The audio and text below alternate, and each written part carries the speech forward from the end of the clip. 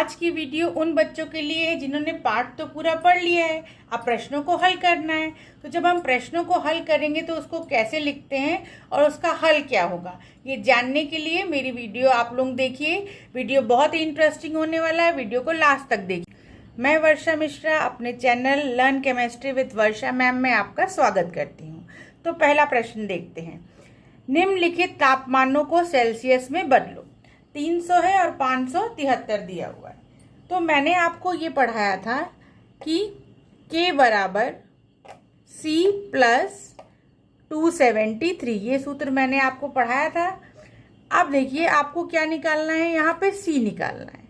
तो आप 273 को उस साइड ले जाइए, तो ये हो जाएगा K minus 273 is equal to C, या इसको आप पलट के भी लिख सकते हैं, C बराबर K माइनस 273।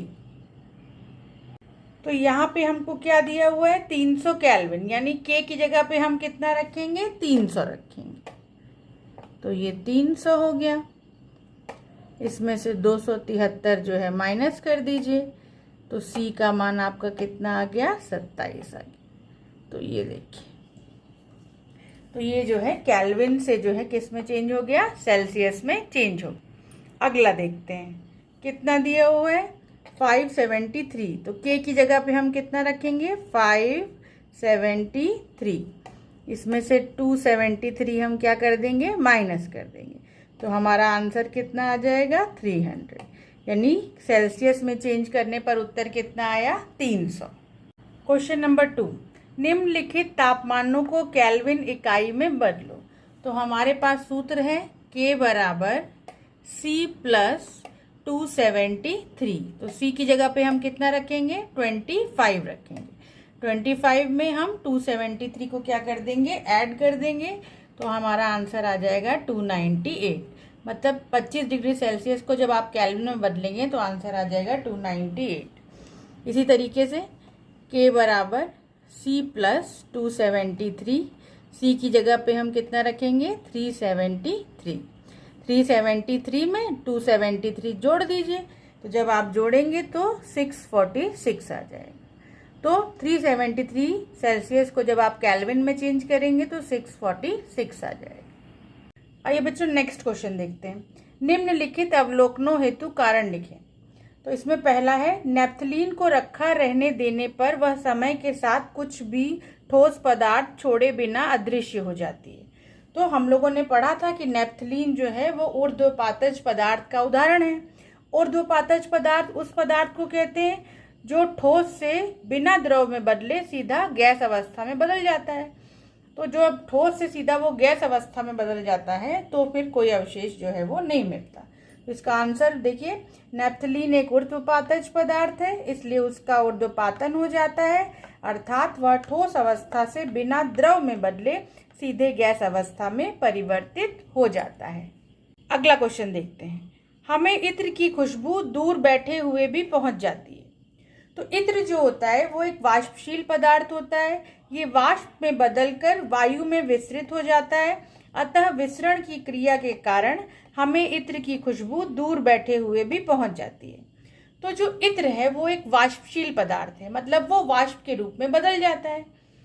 तो जो वाष्प होती है वो अधिक सांद्रता वाले स्थान से कम सांद्रता वाले स्थान की ओर गति करती है, इस क्रिया को विसरण कहते हैं। तो विसरण के कारण ही इत्र की खुशबू जो है दूर बैठे हुए भी हम तक जो है वो पहुंच जाती है। अगला क्वेश्चन देखते हैं। निम्नलिखित पदार्थों को उनके कणों के बीच बढ़ते हुए आकर्षण के अनुसार व्यवस्थित करिए। तो 3 पदार्थ कौन से दिए हुए हैं, जल है, चीनी है और ऑक्सीजन है। तो इसमें देखिए, जो जल है वो कैसा पदार्थ है, द्रव पदार्थ है। चीनी कैसा पदार्थ है, ठोस पदार्थ है। और ऑक्सीजन कैसा पदार्थ है, गैस पदार्थ। तो हम लोगों ने ये पढ़ा कि जो ठोस होता है उसके अणु बहुत पास पास होते हैं, क्योंकि अंतरा अणु का आकर्षण बल का मान सबसे अधिक होता है। तो चीनी ठोस है, इसलिए आकर्षण बल सबसे अधिक चीनी में होगा, उससे कम जल में होगा और सबसे कम किस में होगा, ऑक्सीजन में होगा। अगला क्वेश्चन देखते हैं। निम्नलिखित तापमानों पर जल की भौतिक अवस्था क्या है। तो 25 डिग्री सेंटीग्रेड द्रव होता है जल। 0 डिग्री सेंटीग्रेड ये जल का हिमांक है, तो इस अवस्था में जल ठोस अवस्था में पाया जाता है। 100 डिग्री सेल्सियस ये जल का क्वथनांक है, इस अवस्था में ये वाष्प के रूप में होता है, यानी गैस के रूप में मिलता है। अगला क्वेश्चन, पुष्टि हेतु कारण दीजिए कि जल कमरे के ताप पर द्रव है। तो जल जो है कमरे के ताप पर द्रव है, इसको हमको प्रूव करना है। तो कमरे के अंदर जितना भी हम जल लें उसका जो आयतन होता है वो स्थिर रहता है, नहीं बदलता है। लेकिन जिस भी बर्तन में भरे हम उसकी आकृति ले लेता है।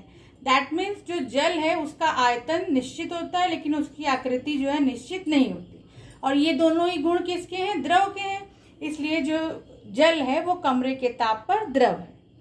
दूसरा क्वेश्चन देखते हैं, लोहे की अलमारी कमरे के ताप पर ठोस है, इसको हमको प्रूव करना है।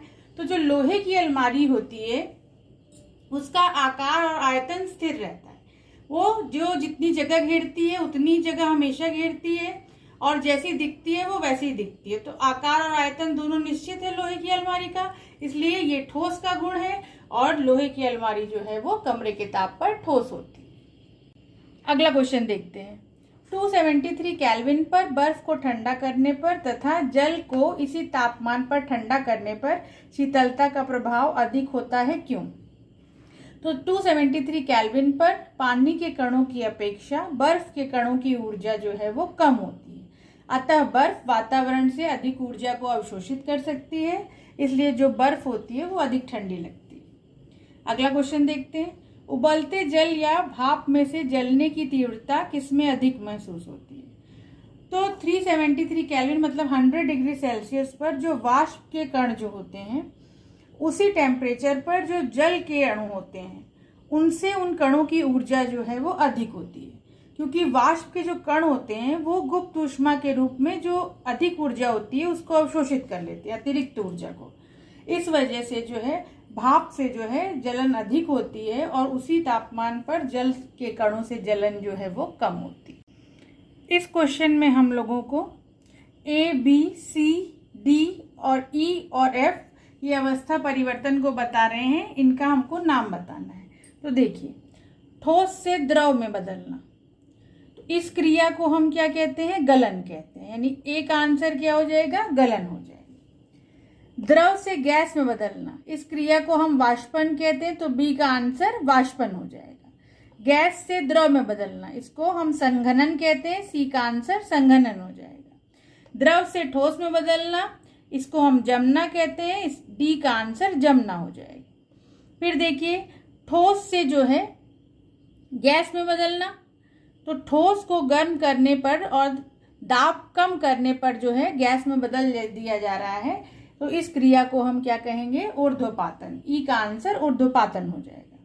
इसी तरीके से देखिए, F में क्या हो रहा है? गैस से सीधे ठोस अवस्था में बदल दिया जा रहा है, ऊष्मा में कमी, दाब में वृद्धि, तो F का आंसर क्या हो जाएगा? हिमीकरण। आई होप आपको वीडियो पसंद आया होगा। अगर आपको वीडियो पसंद आया है तो मेरे चैनल को सब्सक्राइब करिए, वीडियो को लाइक करिए।